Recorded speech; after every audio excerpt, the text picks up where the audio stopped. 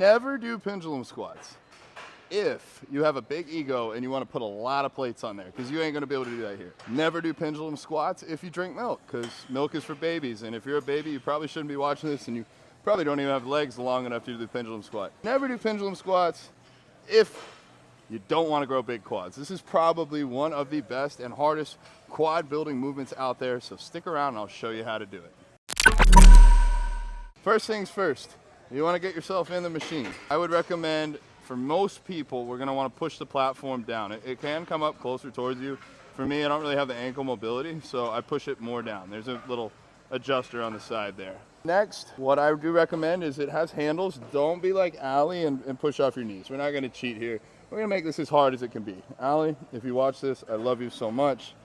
You stopped letting me review your footage, but I still reviewed it anyways.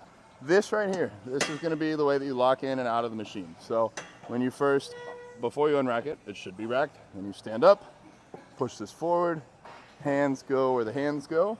And I would definitely recommend you do not put like 5 plates on here and get absolutely squished, because you have no idea how hard 5 plates is on here. Start with nothing. Then I would recommend keeping your entire foot base into the pad, your toes and your heels. But we're gonna drive through our heels. We're gonna take our toes and use them as feelers to kind of really get a good stable base. Now, for your knees, track with your toes. If you're gonna go perfectly forward with your toes and your knees, that's great. But if your knees are gonna go like this, then go ahead and take your toes, point them out to the side. Either way, the knees and the toes, they need to be working together, not against each other. Please, for the love of the Lord, do not have your toes out and knees in. I don't wanna see it. I don't wanna see it. I don't wanna see it. Next, we're gonna practice a trust fall. What do you mean by a trust fall? I mean an oh shit moment where your little pinky toe hurts and you're like, ow, I can't lift anymore. Oh no. Am I safe here?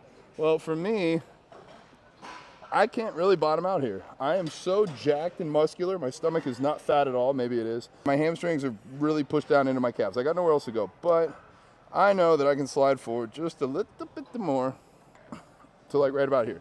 So if I had enough weight, I could safely get stuck here and then yell for help and somebody could take the plates off. So this is probably about where I want to be starting the movement, about where my feet are now. I'm gonna drive back up. I might actually move them just a hair, and I know if I start to have an oh crap moment, I can let them slide out a little bit further, but this feels really good to me. A very quad dominant movement here. This is pretty darn heavy, so this is gonna be my last little feeler set. I'm not gonna take it to failure, maybe 1-2 reps, just see how does 4 plates feel, and then allow that feeling to help me gauge what I need to do on the next set. So let's give it a shot. I'm gonna hate myself.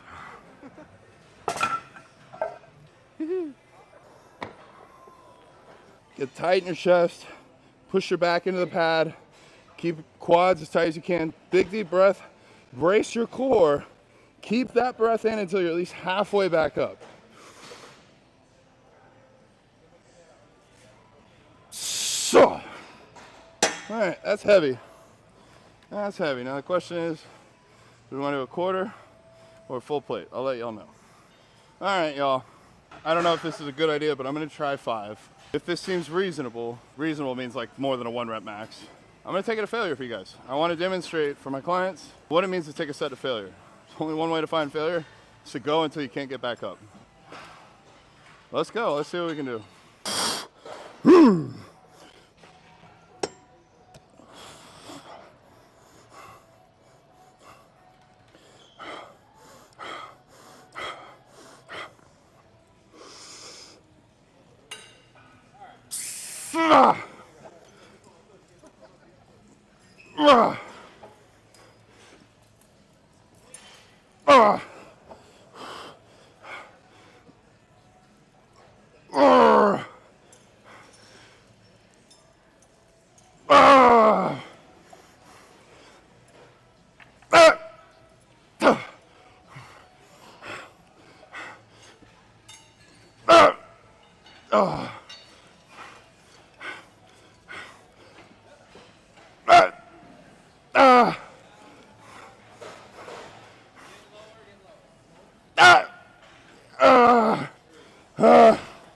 Come on.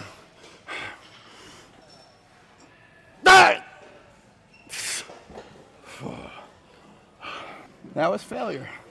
That's how you know you had no more left to go. So if you're a client and I ask you to take a set of failure, something like that, I'm gonna go cry. Put away all this weight. I love you, subscribe. I'll see you at the next one.